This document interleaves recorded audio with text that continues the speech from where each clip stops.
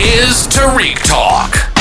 Your host, Tarik Mendez, takes you on a journey with guests from all around the world. Broadcasting around the world. Around the world. This is Tarik Talk.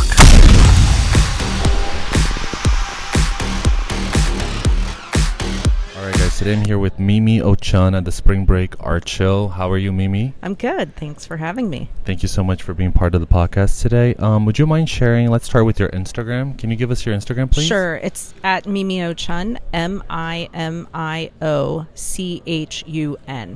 Perfect. And can you also tell us your booth number? Sure. I'm part of booth 65. 65. With another artist, Lydia Ricci, and it's curated by Paul Amitai. Perfect. And can you tell me a little bit about the work in your booth, please? Sure. So I have sort of two bodies of work here. In the main sort of hallway area, I have a bunch of larger scale sculptures. A lot of them were produced around or during the pandemic. So they deal with themes of sort of capitalism in times of crisis. I have, do you want me to describe? Whatever you're comfortable with. Because I'm going to be sharing pictures. Oh, okay. Yeah. Sure. So, for instance, there's a large stew, which was based off of oversized bowl of stew, a chickpea stew that the recipe was a viral recipe. And I created it thinking about all the people who were suddenly forced during the pandemic to reach into their pantries, find something to make at home, and how we were all across the world probably making some sort of curry or some sort of stew at home. So, and it's large, it's oversized to sort of reflect the collective nature of the cooking that we were all doing at home. I have this one sculpture, which is various bars of soap on a rope, and it was kind of an homage or a totem to the authorities telling us to wash our hands for 30 seconds every time. So just how soap became this sort of, icon in our daily lives. And then in the booth itself, I have some work that's really about kind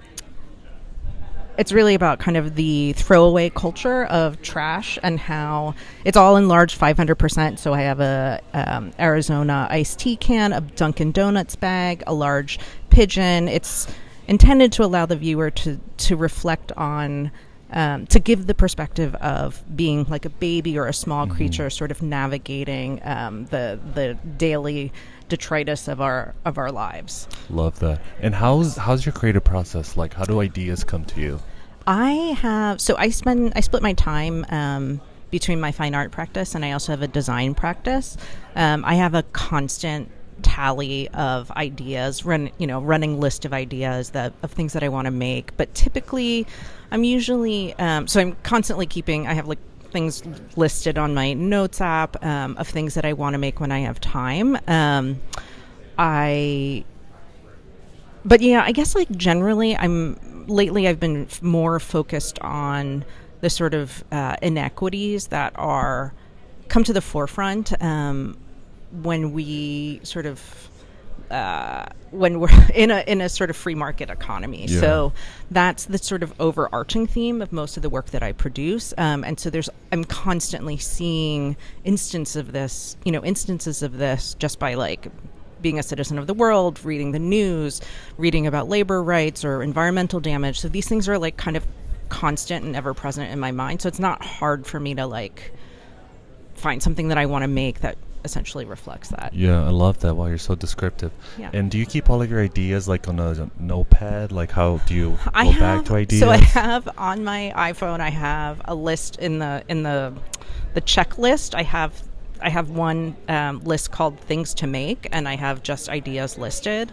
And then, there's the random Post-its that are scribbled and stuck to my monitor of things like ideas that come to me at random moments, and I just sort of tack it down. Love that. And do you think inspiration hits you like daytime, nighttime? What is it like for you? It's a good question. I think it's any time. I think I benefit hugely by living in New York, where you're constantly seeing, you're just exposed to so much more. And then I'm also a voracious news and media consumer. So it really can happen at any moment in time. I wouldn't say there's a particular moment in time. I think, it just happens all the time.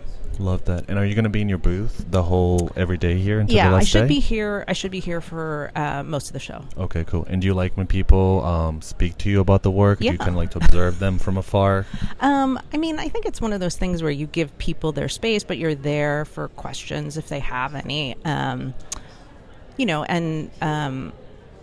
I think it's more, people are welcome to come talk. I always love hearing reactions to work, whether they're positive or negative, because, as an artist, you make work and it's a little bit of that, if a tree falls in the forest, is anyone there to hear it? The intention of making this work is to be in dialogue with the public. So I enjoy talking to people. But I also, if you're someone who just wants to absorb the work on your own, totally fine too. I get it. Love that. Thank you so much for being on the podcast today. Would you mind just sharing your Instagram once again? Sure. It's at Mimi O Chun, at MIMIOCHUN.